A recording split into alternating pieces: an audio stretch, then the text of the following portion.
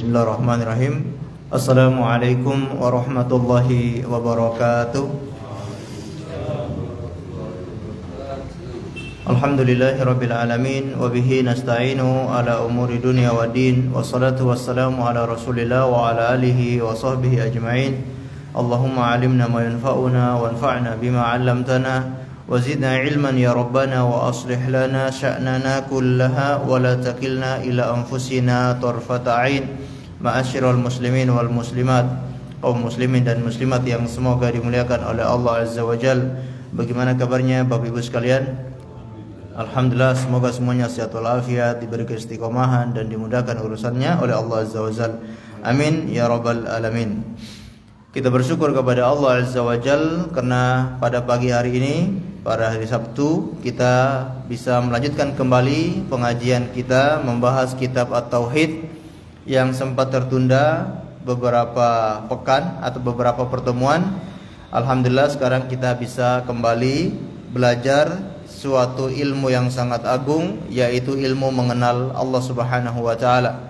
Ilmu yang akan mengantarkan kebahagiaan di dunia maupun di akhirat, yaitu ilmu At-Tauhid. Salawat dan taslim semoga selalu tersampaikan untuk baginda Rasulullah sallallahu alaihi wasallam, kepada seluruh keluarganya, para sahabatnya dan umatnya yang setia mengikuti tuntunannya sampai hari kiamat. Insyaallah kita masuk pada bab yang ke-18. Bab 18. Di sini judulnya Nabi Muhammad sallallahu alaihi wasallam tidak dapat memberikan hidayah kecuali dengan kehendak Allah. Benar semuanya? Betul ya.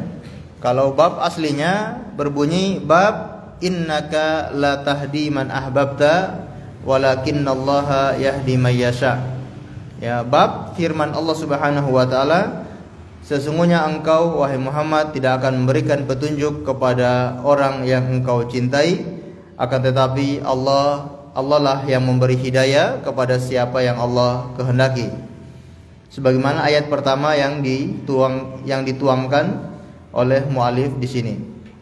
Jadi judul babnya itu adalah bab tentang firman Allah, innaka la tahdi man ahbabta walakinnallaha yahdi may yasha. Tapi dalam terjemahan di sini untuk mempermudah kita memahami, maka ditulis yaitu bab Nabi sallallahu alaihi wasallam tidak dapat memberikan hidayah kecuali dengan kehendak Allah.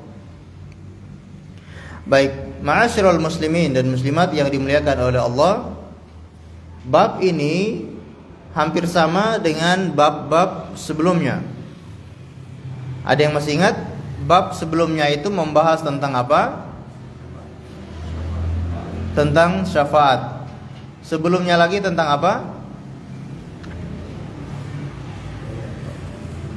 Segala perkara itu berada di tangan Allah. Rasulullah sallallahu alaihi wasallam tidak punya kekuatan atau tidak bisa memberikan manfaat dan tidak bisa mendatangkan mudarat. Semuanya itu datang dari Allah Subhanahu wa taala. Nah, begitupun bab yang kita pelajari ini mengisyaratkan bahwasanya manusia yang paling mulia, orang yang sangat dicintai oleh Allah Subhanahu wa taala, yang menjadi Habibullah, menjadi kekasih Allah, yaitu baginda Rasulullah sallallahu alaihi wasallam, beliau pun tidak mampu melakukan sesuatu kalau tidak dikehendaki oleh Allah Subhanahu wa taala. Jadi ini menerangkan tentang makna tauhid.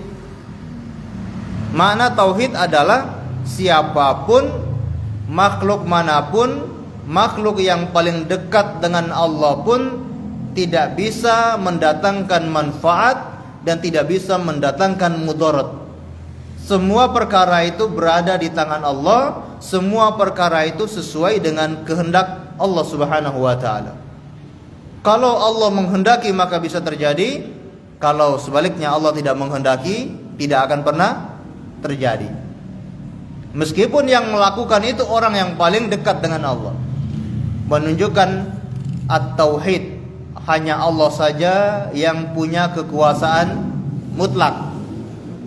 Hanya Allah saja yang punya kekuasaan penuh. Tidak ada satupun makhluk yang bisa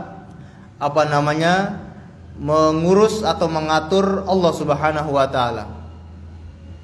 Jadi ini maksud daripada bab yang akan kita pelajari ini. Di sini beliau membawakan firman Allah Subhanahu wa taala, yaitu dalam surat Al-Qasas ayat 56. Minta tolong untuk dibacakan.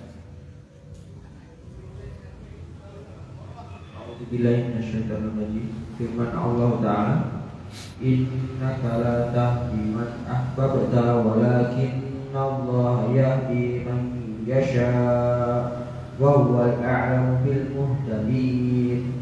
Artinya, sesungguhnya kamu tidak akan dapat memberi petunjuk kepada orang yang kamu kasihi, tetapi Allah memberi petunjuk kepada orang yang dikehendakinya, dan Allah lebih mengetahui orang-orang yang mau menerima petunjuk. Surat Al-Qasas ayat 56. Baik, terima kasih. Masya Allah ya.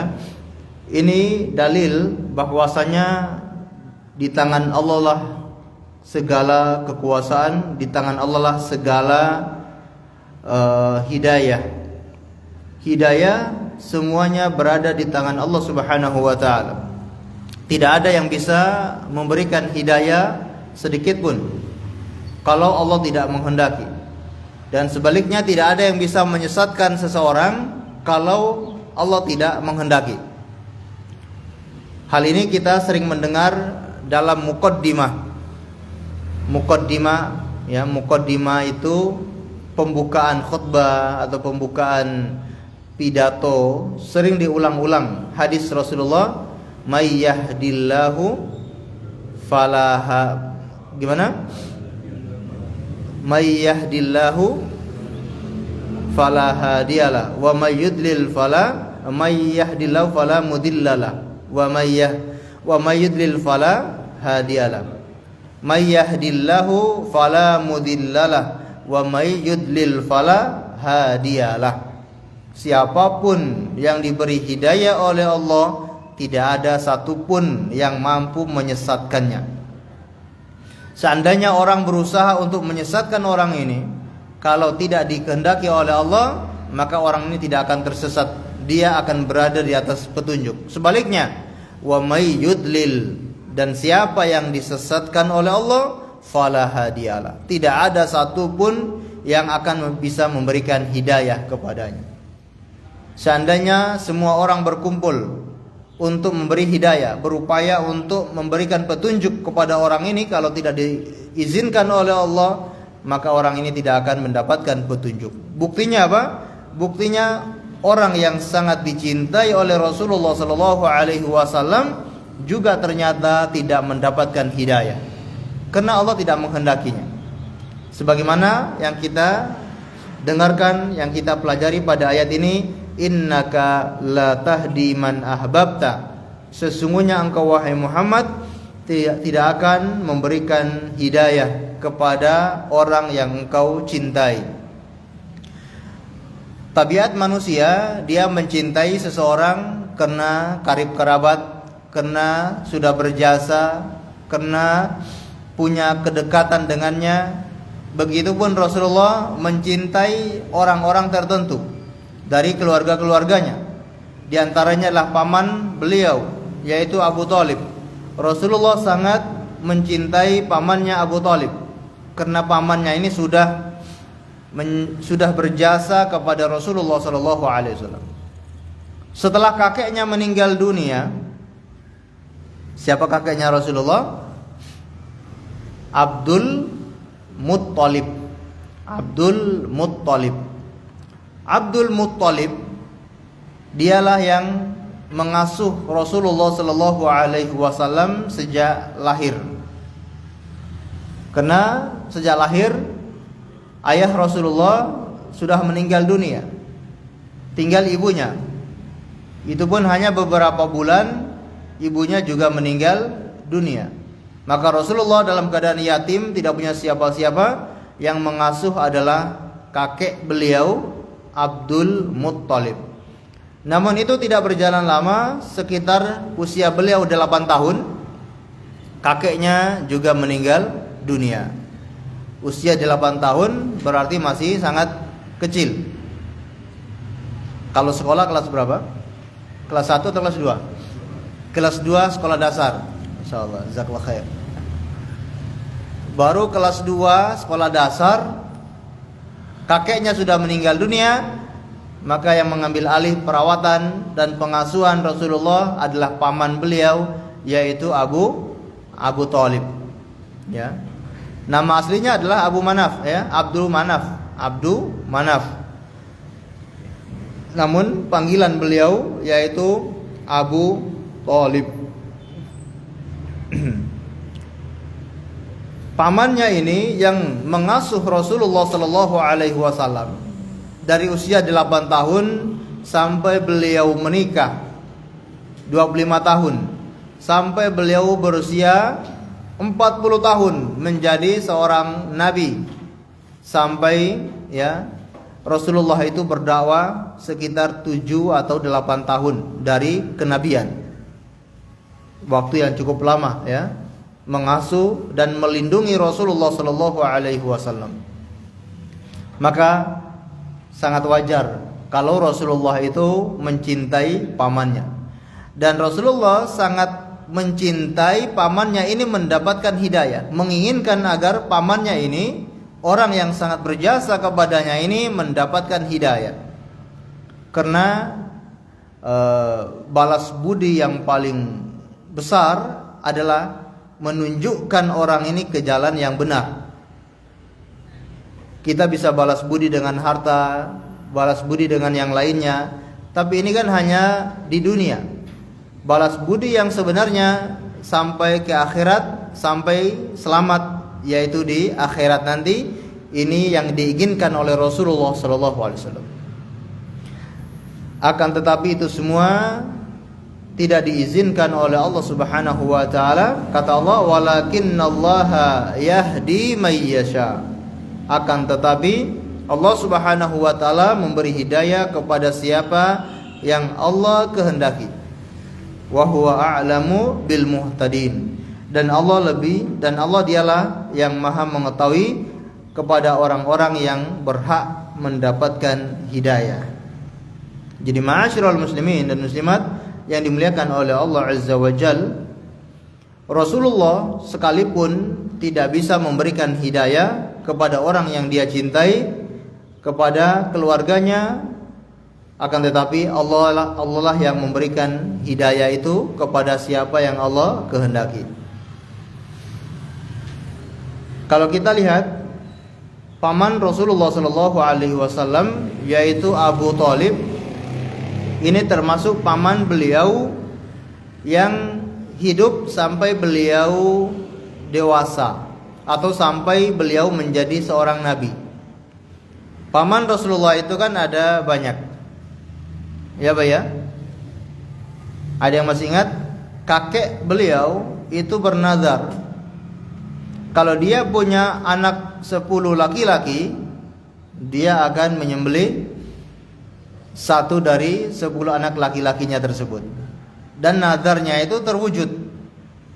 Dia diberi anak 10 laki-laki dan ada beberapa wanita. Dan dia harus menjalankan nazarnya itu menyembelih 1 orang anak laki-lakinya. Ketika di Qur'ah, ketika diundi, nama yang keluar adalah siapa? Abdullah, bapaknya Rasulullah sallallahu alaihi wasallam. Ini menunjukkan kalau pamannya Rasulullah itu banyak, ya. Namun yang hidup sampai beliau menjadi nabi itu hanya beberapa orang. Sekurang-kurangnya hanya 4 orang yang mendapati beliau ini menjadi nabi. 2 orang diantaranya masuk Islam, 2 orang diantaranya tidak masuk Islam. Yang masuk Islam siapa? Paman beliau bernama Hamzah bin Abdul Muttalib. Ini yang masuk Islam. Siapa lagi paman beliau yang masuk Islam? Abbas atau Al-Abbas, Abbas bin Abdul Muttalib. Ini dua paman beliau yang masuk Islam. Paman beliau yang masih kafir, siapa? Ini Abu Lahab ya, Abu Lahab. Yang kedua Abu Thalib. Ini kedua pamannya yang masih kafir. Taib. Berikutnya akan kita jelaskan sababun nuzul daripada ayat yang kita baca ini. Silakan dibacakan riwayat dari Ibnul Musayyib. Nah, diriwayatkan dalam Sahih Al-Bukhari dari Ibnu Musayyib bahwa bapaknya berkata, tatkala Abu Thalib akan meninggal, datanglah Rasulullah SAW kepadanya, dan saat itu Abdullah bin Abu Umayyah serta Abu Jahal berada di sisinya. Maka beliau bersabda kepadanya, Ya Ammi, qul la ilaha illallah kalimatan uhajju laka biha 'indallah. Wahai pamanku, ucapkanlah la ilaha illallah, suatu kalimat yang dengannya aku dapat membelamu di hadapan Allah. Tetapi disambut oleh Abdullah bin Abu Umayyah dan Abu Jahal, apakah kamu membenci agama Abdul Muthalib? Lalu Nabi SAW mengulangi sabdanya lagi. Akan tetapi mereka berdua pun mengulangi katanya itu pula. Maka akhir kata yang diucapkan Abu Thalib bahwa dia masih tetap pada agama Abdul Muthalib dan enggan mengucapkan la ilaha illallah. Kemudian Nabi SAW bersabda, La astaghfiranna laka ma lam unha anka. Sungguh aku mintakan ampunan untukmu selama aku tidak dilarang. Lalu Allah Azza wa Jalla menurunkan firman-Nya, Maka lin nabiyyi wal ladzina amanu ayyastaghfiru lil musyrikin walau kanu uli qurba. Artinya, ia adalah sepatutnya bagi Nabi dan orang-orang yang beriman memintakan ampun kepada Allah bagi orang-orang musyrik, walaupun orang musyrik itu adalah kaum kerabatnya. Surat At-Taubah ayat 113. Dan mengenai Abu Thalib, Allah menurunkan firman-Nya, Innaka la tahdi man ahbabta walakinallaha yahdi man yasha. Sesungguhnya kamu tidak akan dapat memberi petunjuk kepada orang yang kamu kasihi, tetapi Allah memberi petunjuk kepada orang yang dikehendakinya. Naam, barakallahu fiik. Diriwayatkan dalam Sahih Bukhari dari Ibnul Musayyib. Ibnul Musayyib bin Hazm al-Makhzumi. Ya. Di sini tulisannya Musayyab ya. Sebagian menyebutkan Musayyib. Bahwa bapaknya berkata, tatkala Abu Thalib akan meninggal dunia, datanglah Rasulullah sallallahu alaihi wasallam kepadanya. Tatkala Abu Thalib akan meninggal dunia. Ini bukan berarti saat Abu Thalib sedang syakaratul maut, bukan. Tapi saat Abu Thalib ini sedang sakit keras dan ada tanda-tanda akan meninggal dunia. Tidak ada lagi tanda-tanda kesembuhan. Karena kalau sedang sakaratul maut, maka tidak lagi berfaedah. Dia bersyahadat ketika itu tidak lagi berfaedah kalau ketika sedang sakaratul maut. Ketika nyawanya sampai di kerongkongan, maka pintu taubat telah ditutup oleh Allah Subhanahu wa taala. Jadi pintu taubat itu tertutup kalau ada dua hal, yaitu ketika nyawa sampai di kerongkongan, yang kedua sebelum matahari terbit dari arah terbenamnya, maka pintu taubat sudah tertutup. Nah, ini saat Abu Thalib sedang sakit keras yang terdapat tanda-tanda akan meninggal dunia, datanglah Rasulullah sallallahu alaihi wasallam kepadanya. Dan pada saat itu di samping Abu Thalib ada tokoh-tokoh Quraisy. Siapa mereka? Di antaranya Abdullah bin Abu Umayyah dan juga Abu Jahal berada di sisinya. Disebutkan dalam beberapa riwayat juga perawi hadis ini juga hadir ketika itu, yaitu Musayyab atau Musayyib Al-Hazm bin Hazm, Musayyib bin Hazm ini juga hadir ketika itu. Yang meriwayatkan anaknya Ibnu Musayyib, bapaknya siapa? Musayyib Al-Makhzumi. Ini juga hadir. Dia yang menyaksikan peristiwa tersebut. Baik. Datanglah Rasulullah sallallahu alaihi wasallam kepada pamannya itu lalu berkata, "Ya ammi, kul la ilaha illallah." Wahai pamanku, ucaplah kalimat la ilaha illallah. Kalimatan uhajju laka biha indallah. Suatu kalimat yang dengannya aku akan membelamu di sisi Allah Subhanahu wa taala. Dalam riwayat yang lain, kalimatan asyhadu laka biha indallah, yang aku akan menjadi saksi untukmu di hadapan Allah Subhanahu wa taala. Baik. Meskipun hanya kalimat yang ringkas la ilaha illallah, tapi memiliki makna yang dalam. Oleh karenanya wajar tokoh-tokoh Quraisy ketika itu langsung mencegah Abu Thalib mengucapkan kalimat itu.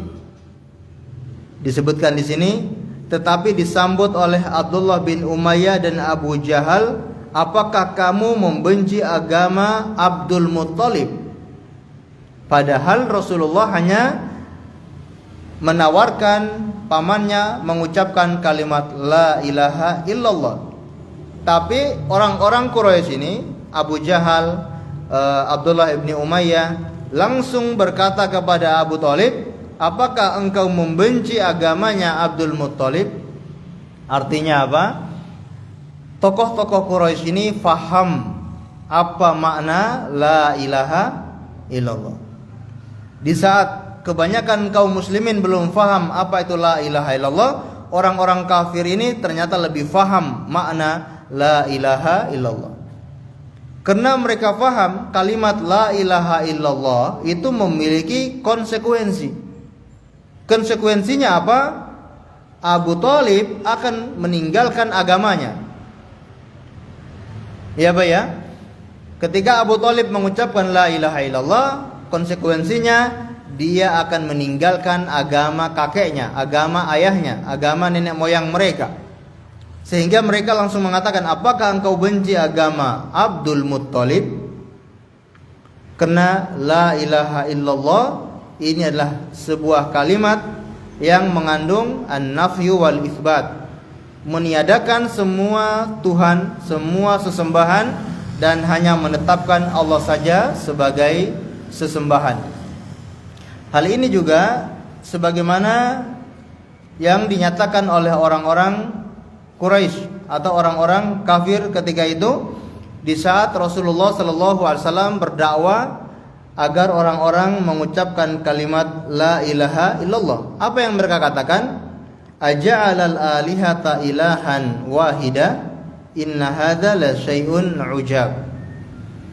Apakah engkau akan menjadikan Tuhan itu hanya satu Tuhan saja? Ini sesuatu yang sangat mengherankan. Ini jawaban orang-orang kafir di saat Rasulullah mendakwai mereka untuk mengucapkan la ilaha illallah.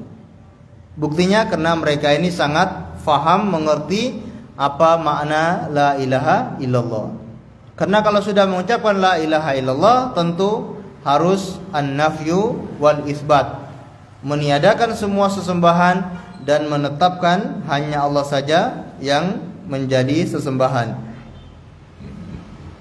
Kemudian ma'asyiral muslimin dan muslimat yang dimuliakan oleh Allah, lalu Nabi Muhammad SAW mengulang sabdanya lagi, akan tetapi mereka berdua pun mengulang-ulang kata-kata itu pula. Rasulullah terus mengulang-ulang, ya ammi, wahai pamanku, ucaplah la ilaha illallah. Rasulullah terus mengulang-ulang, tapi mereka juga terus mengulang-ulang untuk mencegah Abu Thalib untuk masuk Islam. Wahai Abu Thalib, apakah engkau benci agamanya Abdul Muttalib? Ini yang mereka ulang-ulang. Kemudian bahwa dia masih tetap pada agama Abdul Muttalib dan enggan mengucapkan la ilaha illallah. Lalu Nabi Muhammad SAW bersabda, la astaghfiranna laka ma lam unha anka. Aku akan terus memohonkan ampunan untukmu selagi aku belum dilarang oleh Allah Subhanahu wa taala. Lalu turunlah firman Allah Subhanahu wa taala, maka lin nabiyyi walladzina amanu ay yastaghfiru lil musyrikin walau kanu uli qurba. Tidak layak, tidak sepatutnya bagi nabi dan juga bagi orang-orang yang beriman memohonkan ampunan untuk orang-orang musyrik walau kanu uli qurba, meskipun orang-orang musyrik itu karib kerabat mereka.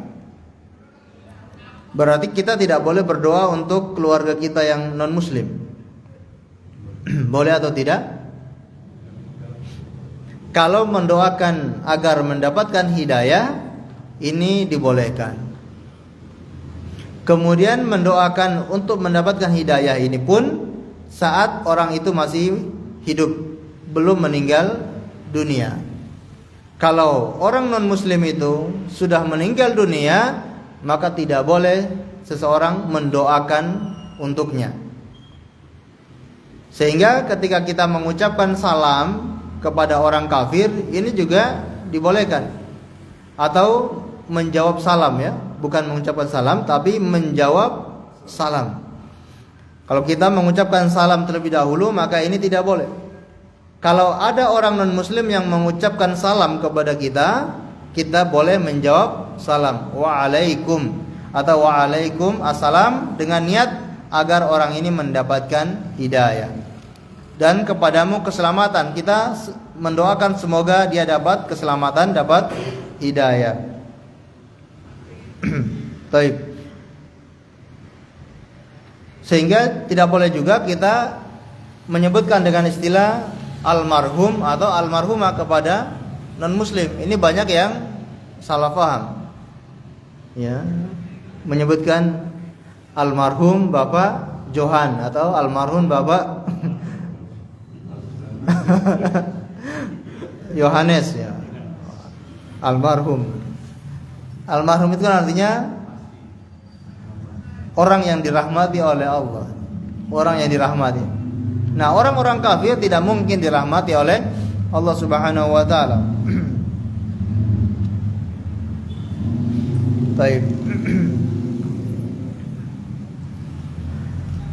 Dan mengenai Abu Thalib, Allah menurunkan firman-Nya, innaka la tahdi man ahbabta walakinnallaha yahdi may yasha. Sesungguhnya engkau tidak akan memberikan petunjuk kepada orang yang engkau cintai, akan tetapi Allah Subhanahu wa taala memberikan hidayah kepada siapa yang Dia kehendaki. Jadi ma'asyiral muslimin dan muslimat yang dimuliakan oleh Allah, mengenai kehendak Allah Subhanahu wa taala, ini adalah hak hak mutlak Allah Subhanahu wa taala. Tidak ada yang ikut campur dalam kehendak Allah tersebut. Bahkan ketika Allah mentakdirkan sesuatu, ini juga sesuai dengan kehendaknya Allah Subhanahu wa taala. Dalam masalah takdir ada disebut dengan rukun takdir. Takdir itu memiliki 4 rukun. Yang pertama adalah al-ilmu, ilmu.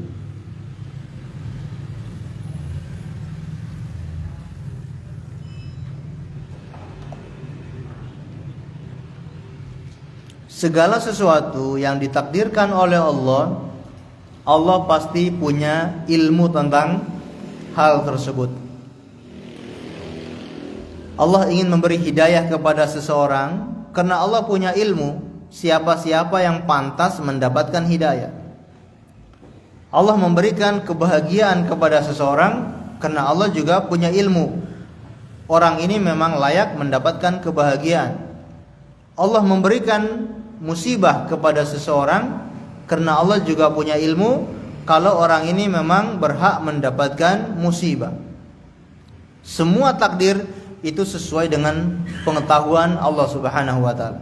Rukun yang kedua adalah al-masyiah, kehendak Allah. Semua takdir itu sesuai dengan kehendak Allah.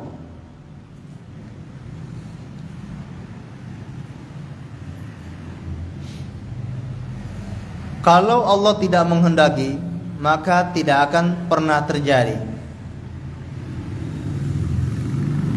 Semua ini bisa terjadi karena atas kehendak Allah Subhanahu wa taala. Jadi segala sesuatu ini berada di bawah kehendak Allah. Kalau Allah mau, Allah kasih hidayah. Kalau Allah tidak mau, Allah tidak kasih hidayah. Kalau Allah mau, Allah kasih dia kebahagiaan. Kalau Allah tidak mau, Allah tidak kasih dia kebahagiaan. Kalau Allah hendaki, dia dikasih musibah. Kalau Allah tidak hendaki, dia juga tidak dikasih hidayah. Dan seperti itu segala sesuatu yang ada di muka bumi ini berada di bawah kehendak Allah Subhanahu wa taala. Kemudian baru al-kitabah. Yang ketiga, rukun takdir itu adalah al-kitabah. Pencatatan. Semua takdir itu dicatat oleh Allah Subhanahu wa taala dan tersimpan di dalam kitab di Lauhul Mahfuz. Kemudian yang keempat al-khalq, yaitu penciptaan. Allah menciptakan segala sesuatunya. Allah menciptakan mekanismenya. Allah ciptakan semua kejadian-kejadian itu untuk merealisasikan takdir-takdir daripada makhluk-makhluknya tersebut. Baik, yang bisa kita ambil di sinilah al-masyiah, kehendak Allah Subhanahu wa taala. Sebagaimana untuk mendapatkan hidayah atau untuk memberikan hidayah kepada seorang hamba itu adalah sesuai dengan kehendak Allah Subhanahu wa taala. Disebutkan oleh sebagian ulama, mereka meneliti kalimat kehendak Allah dalam Al-Qur'an itu kurang lebih ada 400 tempat. Dalam Al-Qur'an kalimat masya'a illa ayu mayyasha Allah, kalimat sesuai dengan kehendak Allah ini ada sekitar 400 tempat di dalam Al-Quran, menunjukkan bahwa segala sesuatu itu memang berada di bawah kehendak Allah Subhanahu wa taala. Baik, termasuk untuk mendapatkan hidayah. Kalau begitu kita nggak usah berusaha mendapatkan hidayah, karena hidayah itu sudah kehendak Allah. Benar seperti itu. Ada orang yang beralasan, kalau begitu saya nggak perlu susah-susah mencari hidayah. Hidayah ini perlu dicari atau tidak? Bukankah hidayah itu kehendak Allah? Berarti tidak perlu dicari lagi hidayah tersebut. Kalau Allah kehendaki, dia akan mendapatkan hidayah. Kalau Allah tidak kehendaki, dia tidak akan mendapatkan hidayah. Jawabannya, kita masih perlu dan tetap mencari hidayah. Kenapa? Karena kita tidak tahu kita ini orang yang dikasih hidayah atau kita ini orang yang disesatkan oleh Allah.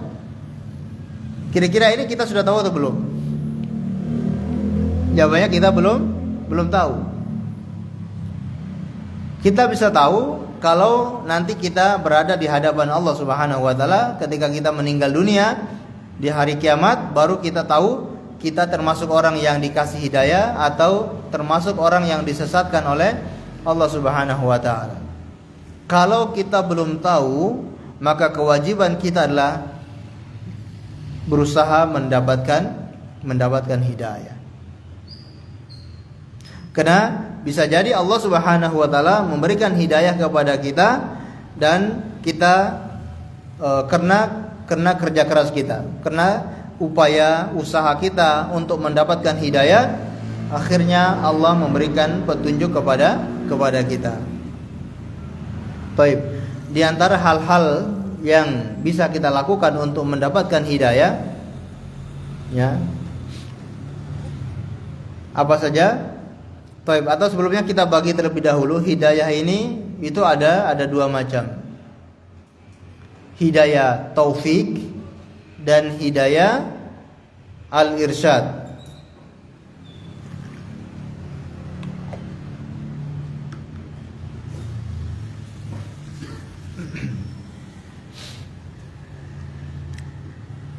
Apa tadi? Hidayah taufik dan hidayah al-irsyad. Apa itu hidayah taufik? Hidayah taufik adalah hidayah yang mutlak dari Allah Subhanahu wa taala.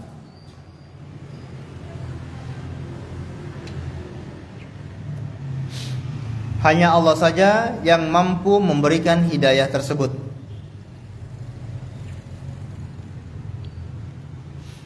Ini hidayah taufik. Dalilnya mana? Dalilnya ayat-ayat yang kita bacakan tadi. Ini masuk dalam hidayah apa kira-kira? Innaka la tahdi man ahbabta walakinnallaha yahdi may yasha.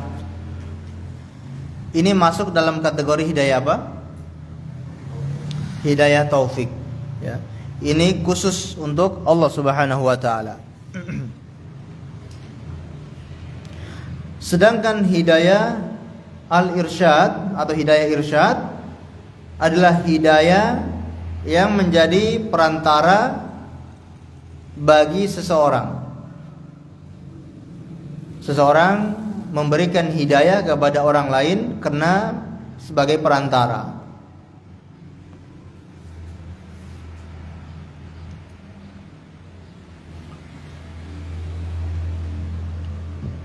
Termasuk baginda Rasulullah sallallahu alaihi wasallam, beliau juga hanya menjadi perantara. Beliau berdakwah, menyebarkan agama Islam, berupaya, berusaha sekuat tenaga untuk mendakwakan Islam kepada manusia. Ini hanyalah wasilah, hanyalah perantara.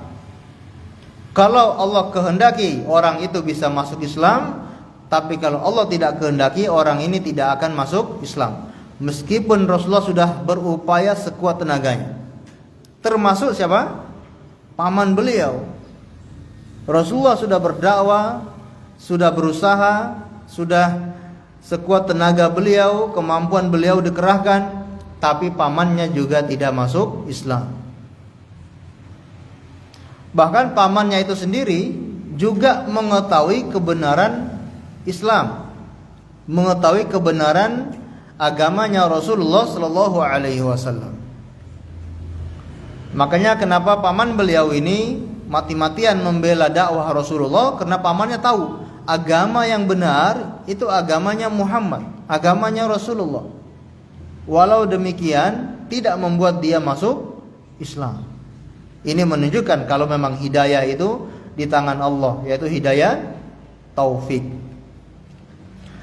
Allah Subhanahu wa taala berfirman, "Wa innaka latahdi ila siratim mustaqim." Sesungguhnya engkau Muhammad adalah orang yang memberikan hidayah ke jalan yang lurus. Ayat ini dalam surat Asy-Syu'ara ayat 52. Kira-kira ayat ini masuk dalam hidayah taufik atau hidayah irsyad.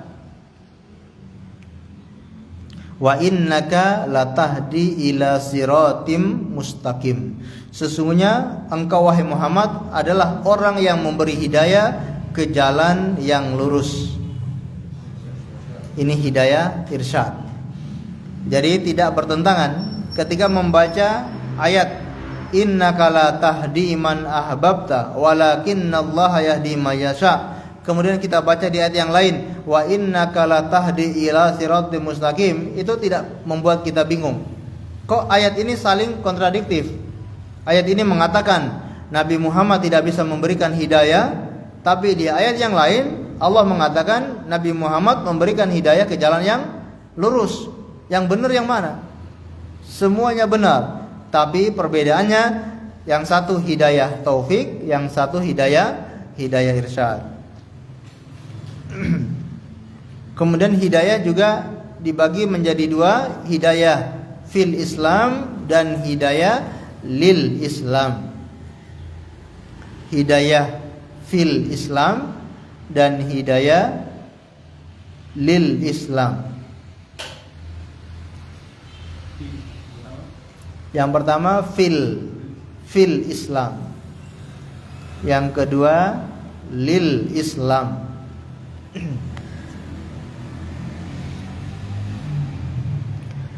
Hidayah fil Islam, hidayah agar orang Islam menjalankan agama Islam.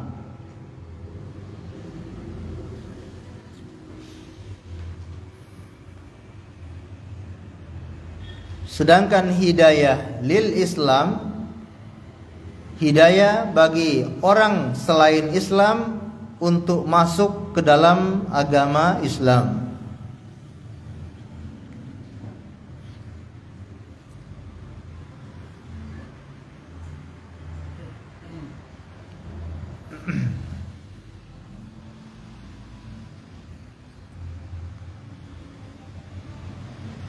Contoh, kita mengatakan ada teman kita atau ada saudara kita non-muslim.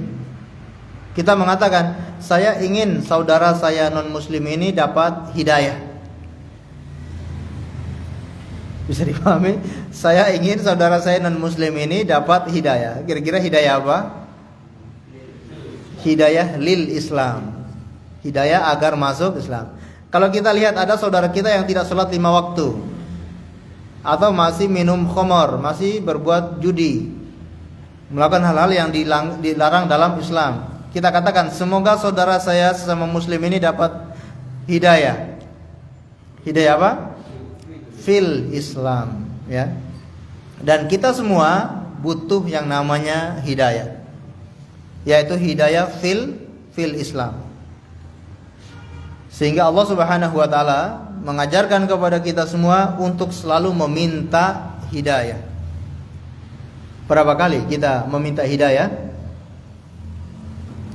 Dalam sehari semalam, berapa kali kita meminta hidayah?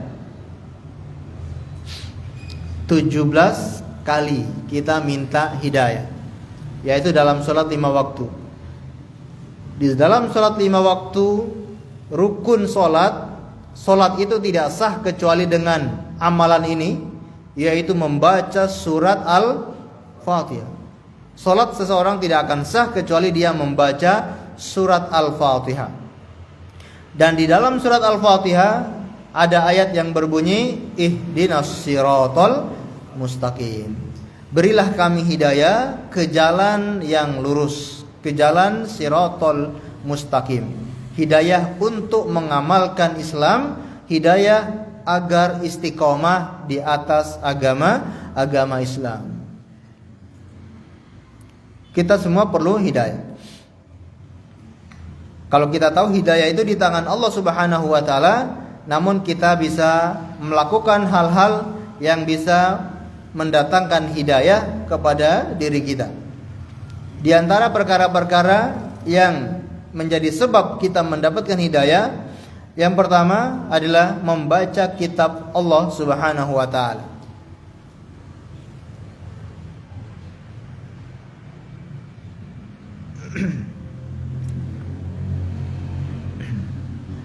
Baik, gambaran orang yang mendapatkan hidayah itu seperti apa? Gambaran orang yang mendapatkan hidayah yaitu dia yang selalu semangat ibadah.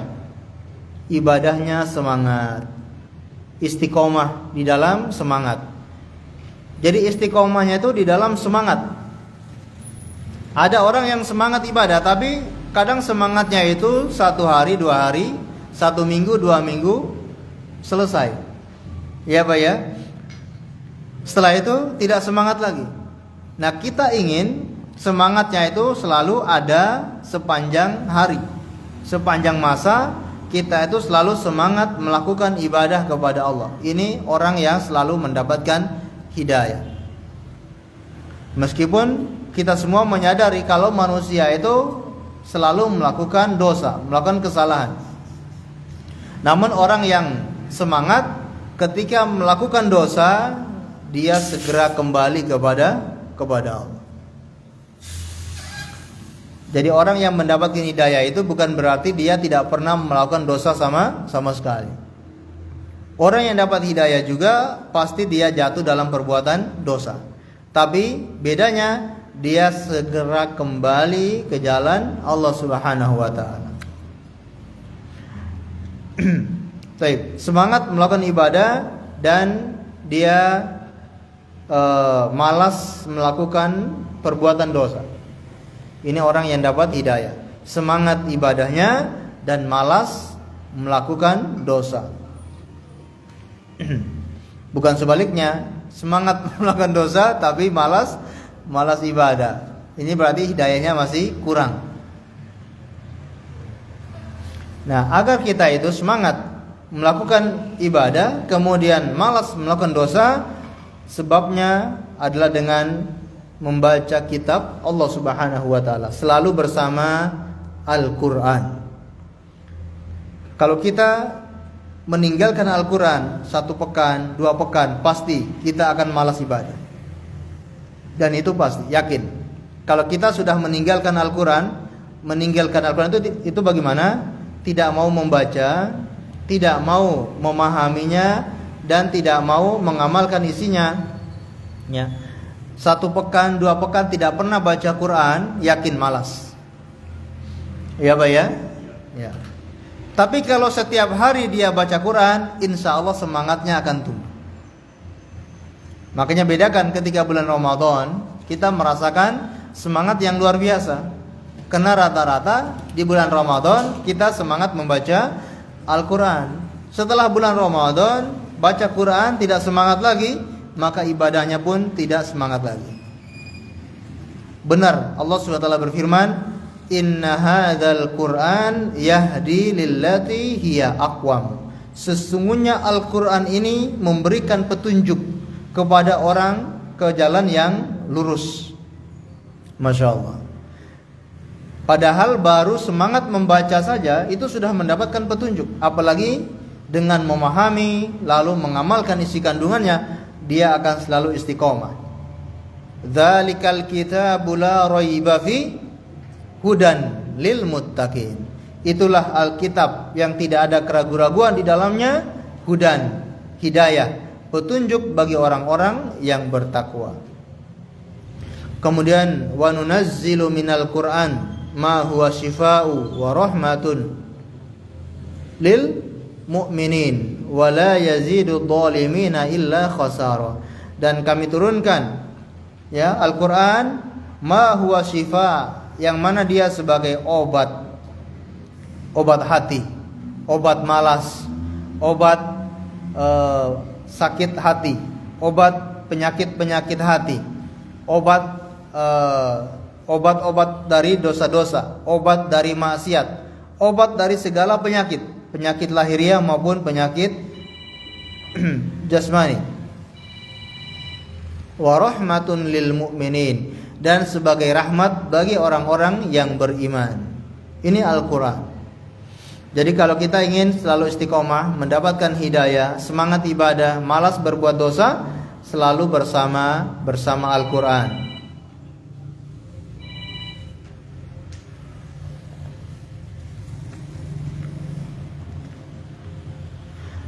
Baik. Sebab yang kedua, dengan belajar ilmu agama. Dengan belajar ilmu agama.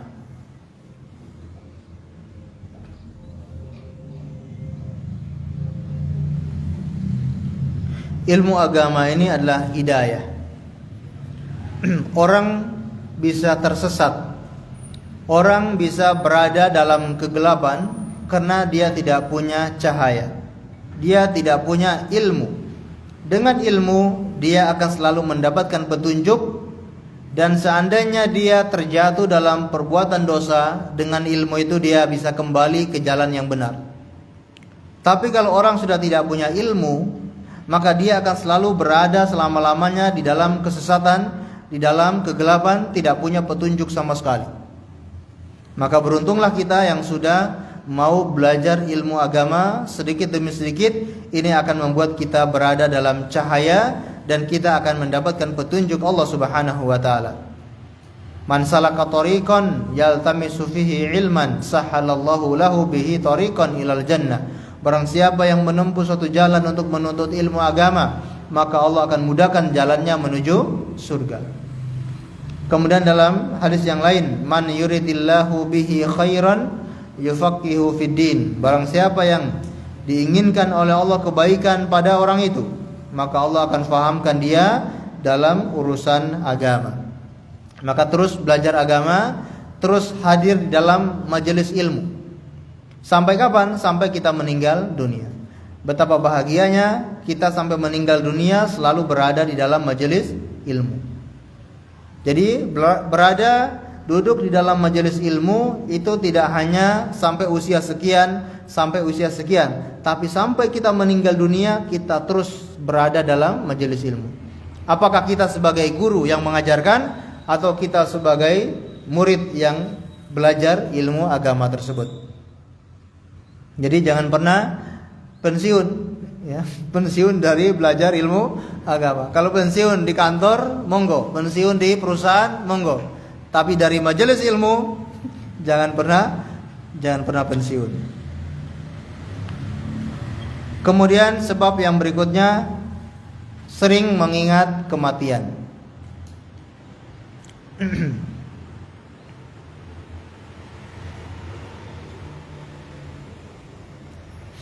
Kadang orang sudah tahu ilmunya, dia sudah tahu kalau ini hukumnya haram, dia sudah tahu kalau kita itu diwajibkan melakukan ini dan itu. Bagi seorang wanita diwajibkan memakai hijab, memakai cadar, ya, bagi sebagian pendapat yang mewajibkannya. Dan yang lebih baik adalah yang memakai cadar. Namun diwajibkan kepada seluruh kaum wanita muslimah memakai jilbab yang panjang, yang lebar, dan tidak membentuk tubuh. Mungkin dia sudah paham, dia tahu ilmunya, tapi untuk mengamalkan itu masih sangat sulit. Ketika ditanya, saya belum dapat hidayah. Rata-rata alasannya saya belum dapat hidayah. Maka untuk dapat hidayah, coba banyak ingat kematian. Kalau kita ingat besok atau nanti saya akan meninggal dunia, umur saya tidak akan lama hidup di dunia ini. Dengan sering mengingat kematian, insya Allah akan membuat orang itu semangat mengamalkan agama, semangat mengamalkan ilmu yang dia dapatkan.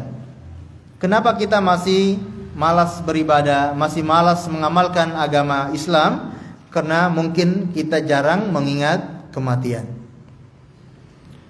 Ya, Rasulullah SAW mengatakan, "Aktsiru dzikra hadzimul ladzat." Perbanyak mengingat penghancur kelezatan, yaitu al-maut. Karena orang kadang-kala masih punya alasan, kalau saya pakai jilbab yang besar, nanti alasannya akan sulit cari kerja, alasannya akan sulit dapat jodoh, atau alasannya berbagai macam alasan. Kalau saya meninggalkan riba, nanti saya akan miskin, nanti saya akan tidak punya penghasilan. Ini kan syaitan yang menghembuskan itu agar kita takut. Tapi kalau dengan mengingat kematian, kita sadar dunia ini untuk apa? Saya hidup di dunia ini tidak akan lama lagi.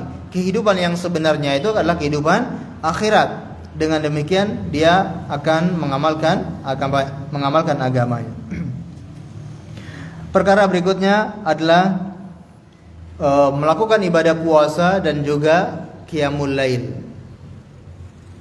Ini cara untuk mendapatkan hidayah. Puasa sunnah dan qiyamul lail. Orang yang selalu qiyamul lail, ikhlas karena Allah Subhanahu wa taala, cepat atau lambat dia akan mendapatkan hidayah.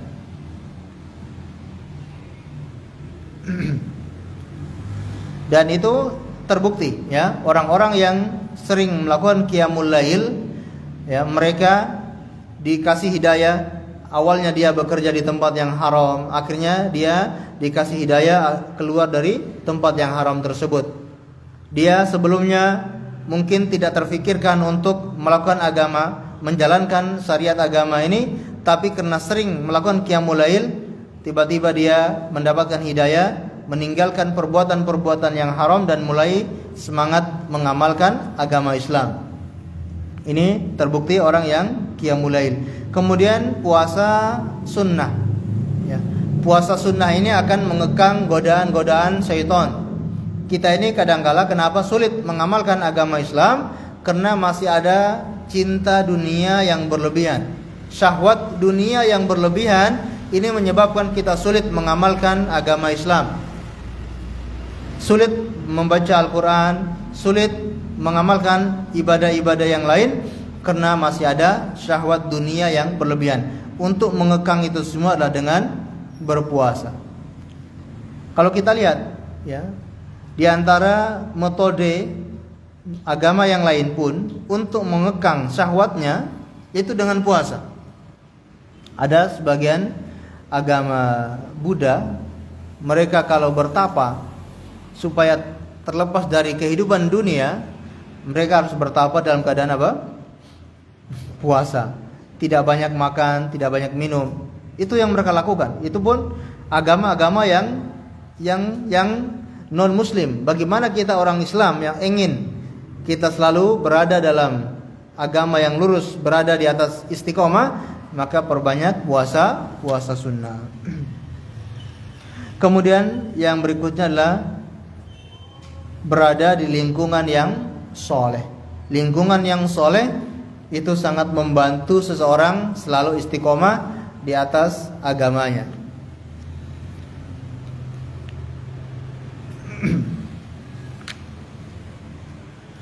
Kemudian berikutnya meninggalkan penghalang-penghalang hidayah.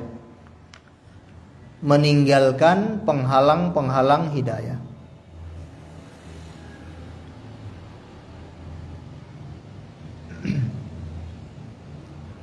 Kenapa kita sulit mendapatkan hidayah? Bisa jadi ada penghalang itu dalam diri kita. Apa saja penghalangnya? Kurang lebih ada 3 penghalang, yaitu sombong, hasad, dan cinta dunia yang berlebihan. Sombong, hasad, cinta dunia yang berlebihan, ini termasuk penghalang orang mendapatkan hidayah. Kalau orang yang sombong dikasih tahu, mau menerima atau tidak? Tidak mau menerima. Ya, kamu kan baru lahir kemarin, ya. Kamu kan dari keluarga ini, kamu kan dari keturunan ini, ya. Saya ini orang yang begini dan begini. Tidak mau menerima kebenaran. Itu orang-orang yang sombong, sulit mendapatkan hidayah. Kemudian orang yang hasad, dia mungkin sudah tahu kebenaran, tapi dalam hatinya ada hasad. Selamanya dia tidak akan menerima kebenaran. Kemudian orang yang cinta dunia secara berlebihan juga sulit mendapatkan hidayah. Cinta dunia itu berupa kedudukan, berupa harta, berupa wanita, ini cinta dunia. Kalau orang berlebihan dalam masalah ini, dia sulit mengamalkan hidayah. Dia mungkin tahu kebenaran, dia mungkin tahu ilmunya, tapi untuk mengamalkan sangat sulit. Karena ya selalu atau terlalu cinta dunia yang berlebihan. Disebutkan termasuk paman beliau Abu Thalib karena cinta dunia yang berlebihan. Di antara sebab Abu Thalib ini tidak mendapatkan hidayah karena cinta dunia yang berlebihan. Abu Thalib ini takut khawatir kedudukannya itu jadi rendah gara-gara masuk agama Islam. Dia ini kan tokoh Quraisy. Kalau dia masuk Islam tidak ditokohkan lagi. Berarti cinta kedudukan. Heraklius yang ingin masuk Islam, yang dia ingin datang menemui Rasulullah, tapi ditinggalkan oleh pengikut-pengikutnya, ditinggalkan oleh menteri-menterinya, dia tidak jadi masuk Islam. Takut kedudukannya, kekuasaannya hilang. Ini cinta dunia yang berlebihan. Atau orang yang kerja di bank ribawi. Dia mungkin tahu riba ini haram, dosa riba itu besar, tapi takut kehilangan pekerjaan, kehilangan gaji, tidak mau meninggalkan riba tersebut. Dan yang lainnya. Ya, ini yang menghancurkan umat Islam, yaitu karena cinta dunia yang berlebihan. Ya. umat ini akan tertimpa penyakit yang namanya al-wahan. Para sahabat bertanya, apa itu al-wahan? Yaitu apa al-wahan? Hubbud dunya wa karahiyatul maut. Cinta dunia dan takut mati. Kenapa umat Islam menjadi lemah? Kenapa umat Islam dipermainkan oleh musuh-musuh Islam? Ya karena cinta dunia yang berlebihan. Allahu a'lam bishawab. Ini yang bisa kita pelajari pada kesempatan pagi hari ini, bab tentang Rasulullah sallallahu alaihi wasallam tidak bisa memberikan hidayah kepada orang yang dia cintai, akan tetapi Allah lah yang memberikan hidayah kepada siapa yang dia kehendaki. Mudah-mudahan kita semua termasuk orang yang mendapatkan hidayah Allah Subhanahu wa taala. Amin ya rabbal alamin. Sebelum kita akhiri, kalau ada yang tanyakan kami persilakan. Monggo.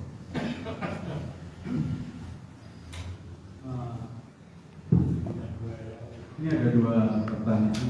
Yang satu itu untuk memastikan aja, Ustaz. Ya.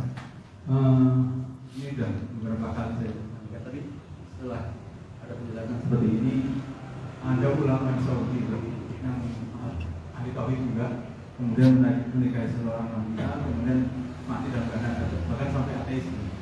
Apakah itu termasuk salah satunya tidak meninggalkan pengalaman hidayah ulama tersebut? Apakah itu salah satu sebabnya nggak mendapat hidayah, mati dalam keadaan ateis itu karena meninggalkan pengalaman hidayah tersebut? Sama yang kedua, mengenai orang tua Rasulullah dan termasuk kakeknya juga sebelumnya, itu kan yang kita yakini berada dalam neraka. Karena di sini di poin ke 6 kan ada bantahan bahwa Abdul Thalib itu bukan orang Islam, karena Abu Thalib sendiri kan mengikuti agama leluhurnya, bukan masuk Islam. Nah, maksudnya di sini kapan itu kan seperti Ahlul Fatrah, atau itu agamanya mengikuti agama apa sebelumnya, terus kemudian dikatakan masuk Islam itu apakah kemudian itu setelah Rasulullah berdakwah atau sebelumnya? Maksudnya saat Rasulullah lahir itu harus mengikuti agama Rasulullah. Baik. Nah, ada seorang di Arab Saudi, kalau tidak salah bernama Abdullah Al-Qasimi, yang dia seorang ulama terkenal. Kemudian dia mengarang buku dan bukunya itu menjadi rujukan, sampai ada sebagian yang memuji bukunya ini dengan sebutan dia telah membeli surga dengan bukunya ini. Tapi ya, qadarullah, dia meninggal dalam keadaan ateis. Nah, apakah seperti ini berarti dia tidak menghindari hal-hal yang merupakan penghalang dari hidayah? Bisa jadi ya, karena kita tidak tahu hati seseorang. Apakah selama dia melakukan hal tersebut itu ikhlas karena Allah, atau mungkin tujuan-tujuan dunia yang lain. Ini kita tidak tahu hati seseorang. Allah yang akan menyingkap hati seseorang itu, bisa di dunia, bisa juga nanti di hari kiamat. Mungkin selama ini dia ibadah, semangat, tapi itu tujuannya bukan untuk Allah, tujuannya untuk selain Allah. Maka Allah singkap rahasia hatinya itu, ada yang di dunia, ada yang nanti di hari kiamat. Dan juga ini membuktikan bahwasanya kita semua itu tidak selamat. Artinya kita semua itu tidak ada yang bisa menjamin kita bisa selamat sampai istiqomah, sampai meninggal dunia. Maka perlu untuk selalu minta hidayah kepada Allah Subhanahu wa taala. Kemudian juga penyebabnya bisa jadi karena berada di lingkungan yang tidak soleh. Karena dia berada di lingkungan yaitu membantah pemikiran-pemikiran sesat, karya-karya yang dia pelajari, buku-buku yang dia baca itu adalah buku-buku tentang aliran-aliran sesat atau pemikiran-pemikiran aliran yang sesat, bisa jadi dia sendiri yang akan terpengaruh. Dan itu berbahaya. Para ulama itu sudah menasihatkan kapan kita ini boleh membaca karangan-karangan orang-orang yang aliran sesat, dan kapan kita tidak boleh, dan kapan kita dibolehkan. Ada syarat-syaratnya. Tidak sembarangan kita membaca karangan-karangan orang-orang yang berpemahaman sesat, tidak boleh. Maka hati-hati. Begitupun duduk di dalam majelis ilmu juga pilih-pilih. Jangan sampai kita duduk di dalam majelis ilmu yang mengajarkan pemikiran sesat. Jangan sampai kita terpengaruh. Kapan kita boleh dan kapan kita tidak boleh itu sudah dinasihatkan oleh para ulama. Ada juga yang tesisnya atau untuk doktor itu apa namanya? Tesis, betul? Disertasi. Kalau tesis 2, disertasi 3 ya. Itu membahas tentang Syiah. Tapi pada kenyataannya malah dia yang terpengaruh dengan pemikiran Syiah itu sendiri. Ya. Ada doktor di Mekah ya, disertasinya tentang membantah pemikiran Syiah. Ya. Lulusan Ummul Qura Mekah, tapi begitu pulang ke Indonesia malah terpengaruh dengan pemikiran Syiah. Nah, ada juga seperti itu. Maka kita ini lemah, hati kita itu lemah. Jangan bermudah-mudahan berada di lingkungan yang tidak baik. Ya, lingkungan itu bisa dengan lingkungan akademik, lingkungan kita tinggal, atau lingkungan kita belajar, lingkungan kita membaca buku-buku perpustakaan. Ini juga kita perlu cari yang baik. Kalau kita merasa belum punya benteng yang kuat, jangan coba-coba baca buku-bukunya orang-orang yang terkenal punya pemikiran tersesat, berbahaya. Ya. Belum apa-apa sudah mau membaca tafsir ini misalkan, atau tafsir ini, atau akidah ini berbahaya. Jadi ulama yang setingkat itu pun kadangkala masih terpengaruh, ya. Apalagi kita yang baru belajar agama. Kemudian berikutnya apa tadi? Abdul Muttalib atau Abu Talib? Abdul Muttalib. Apakah dia hidup di zaman fatrah atau dia bukan hidup di zaman fatrah? Abdul Muttalib, begitupun orang tua Rasulullah sallallahu alaihi wasallam, mereka tidak hidup di zaman fatrah. Karena di Mekah ketika itu sudah tersebar agamanya Nabi Ibrahim alaihissalam dan juga agamanya Nabi Musa alaihissalam. Di antara orang-orang yang ada di Mekah mengikuti agamanya Nabi Musa, sebagaimana sepupunya Khadijah, yaitu Waraqah bin Naufal, dia berada di atas agama yang benar, agama sebelum Rasulullah sallallahu alaihi wasallam. Makanya Waraqah ini orang Islam. Dia meninggal dalam keadaan Islam. Waraqah itu saat Rasulullah diutus menjadi nabi, dan dia beriman sebelum beliau diutus menjadi nabi. Jadi di Mekah itu tidak bisa dikatakan sebagai zaman fatrah. Namun kebanyakan penduduk Mekah mengikuti agama nenek moyang mereka, yaitu menyembah berhala. Lata wal Uzza, ini yang mereka sembah, yang mereka ikuti. Seharusnya kalau mau ikut nenek moyang, ikuti Nabi Ibrahim, itu nenek moyang mereka, Nabi Ismail. Seharusnya, tapi mereka malah memilih nenek moyang yang berada di jalan yang keliru, yaitu Lata wal Uzza dan seterusnya. Maka pendapat yang benar, ya, Abdul Muttalib dan juga orang tua Rasulullah, begitupun Abu Talib, mereka semua berada di dalam neraka. Dan Abu Talib ini memang mendapatkan keringanan. Hanya Abu Talib yang mendapatkan keringanan siksaan di neraka, yaitu dia dipakaikan sendal dari api neraka, namun otaknya mendidih. Ya, tidak ada penghuni neraka yang dikasih keringanan kecuali Abu Talib yang kena jasa-jasanya membela Rasulullah sallallahu alaihi wasallam. Allahu a'lam bishawab. Baik. Mungkin ada yang lain? Silakan.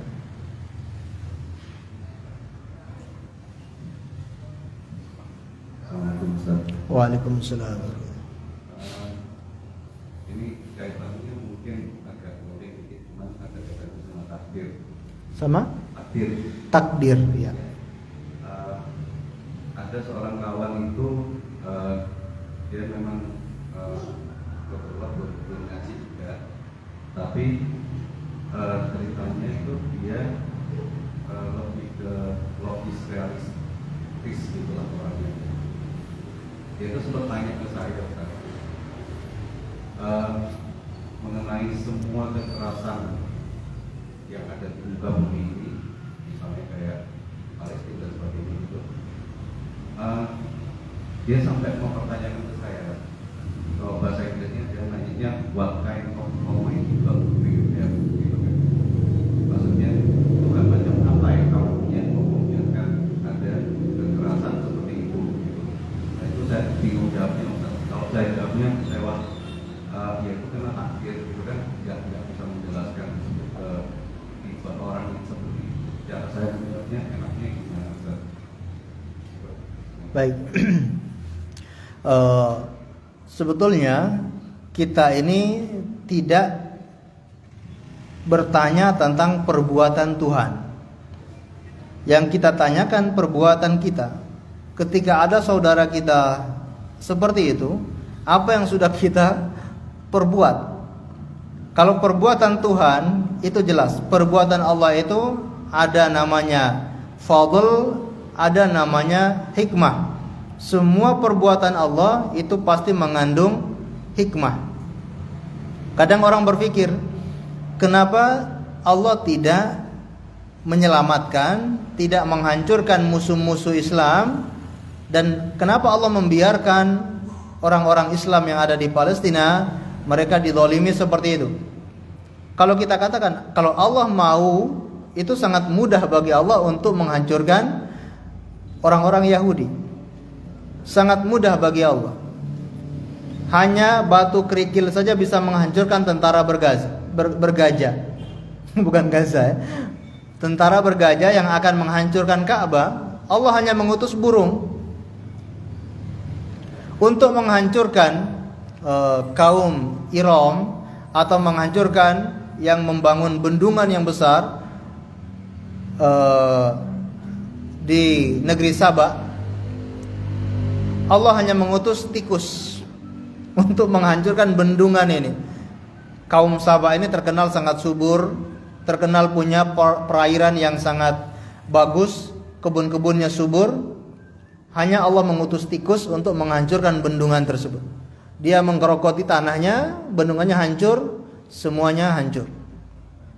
Jadi sangat mudah bagi Allah kalau ingin menghancurkan mereka. Tapi di sini Allah punya hikmah.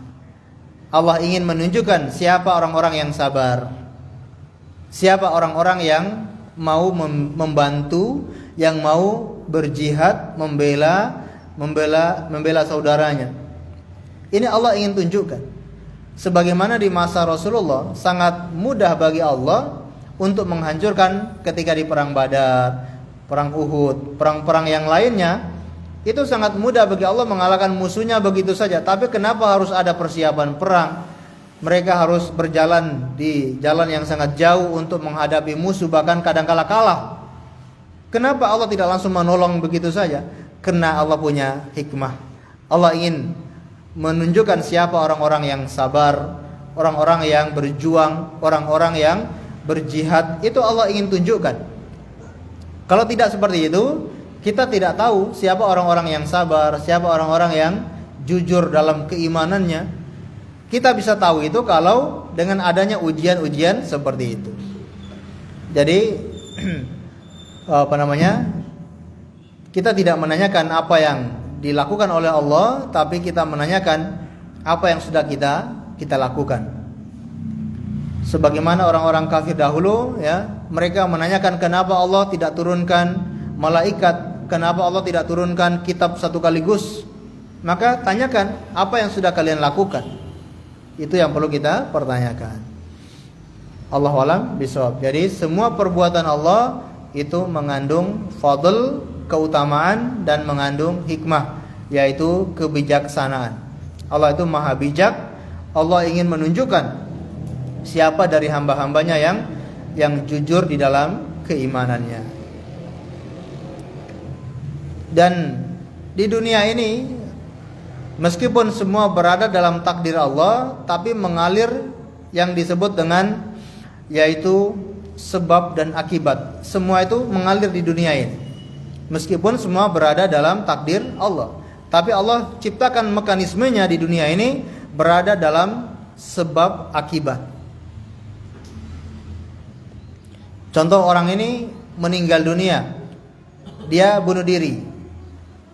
Kita tidak bisa bilang ini sebetulnya ajal dia itu masih lama, tapi karena dia bunuh diri, jadi ajalnya dicepatkan. Nah, bukan begitu. Semua itu sudah takdir Allah. Ya, semua itu sudah takdir Allah. Tapi sebab akibatnya dia bunuh diri gitu. Allahu a'lam bishawab. Baik, mungkin ada yang lain? Tuh, sampun. Ibu-ibu ada? Baik. Kalau tidak ada, kita akhiri dengan membaca doa kafaratul majlis. Subhanakallahumma bihamdika asyhadu an la ilaha illa anta astaghfiruka wa atubu ilaik. Wa sallallahu ala nabiyyina Muhammadin wa ala alihi wasallam. Assalamualaikum warahmatullahi wabarakatuh.